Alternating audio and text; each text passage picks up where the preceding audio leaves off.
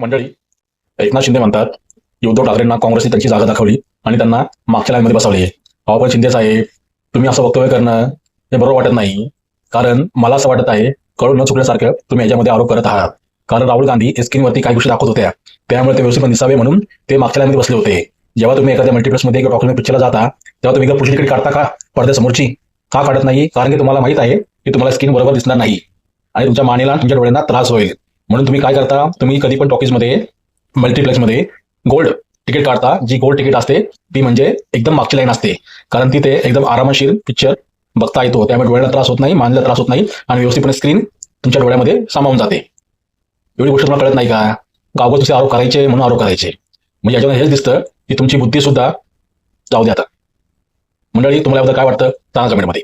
आणि अशाच व्हिडिओ बनवण्यासाठी आपल्या पॉलिटिकल काकाला लाईक करा, शेअर करा आणि सबस्क्राईब करायला विसरू नका. धन्यवाद. जय महाराष्ट्र.